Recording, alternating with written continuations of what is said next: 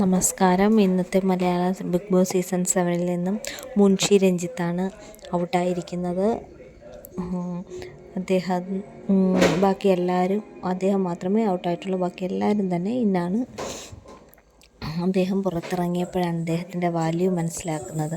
അതായത് അദ്ദേഹം പുറത്തിറങ്ങിയതിന് ശേഷം നമ്മുടെ പരാതിപ്പെട്ടി ഉണ്ടായിരുന്നല്ലോ, അതിൽ റെനയാണ് അദ്ദേഹത്തിനെതിരെ പരാതി എഴുതിയത്.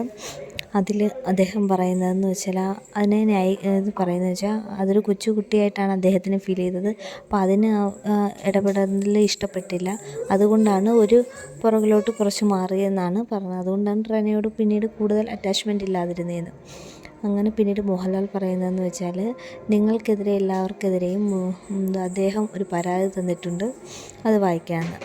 അപ്പോൾ എന്നിട്ട് ലാലേട്ടൻ വായിക്കുന്നതാണ്: ഞാൻ മുൻഷി രഞ്ജിത്ത്, എനിക്ക് ലാൽ സാറിനോട് പറയാൻ വേണ്ടി മാത്രം ഒരു പരാതിയുമില്ല എന്ന്.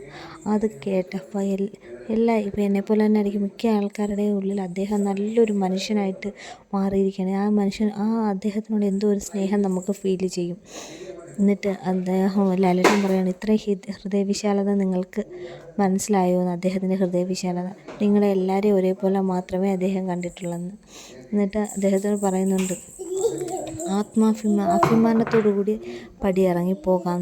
അത്രയ്ക്ക് നല്ലൊരു വ്യക്തിയാണ്. കാരണം ബാക്കി എല്ലാവരും മറ്റുള്ളതിനു വേണ്ടി അതിനും ഇതിനും വേണ്ടി എല്ലാം പരാതി പറഞ്ഞപ്പോൾ അദ്ദേഹം പരാതിയായിട്ട് ഒരു പരാതിയില്ല എന്ന്. കാരണം കണ്ടുകൊണ്ടിരുന്ന നമുക്ക് പോലും തോന്നിയില്ല ആരും ഇങ്ങനൊരു വേർഡ്സേ അതിനകത്ത് എഴുതത്തില്ല എന്ന്. Anyway, thank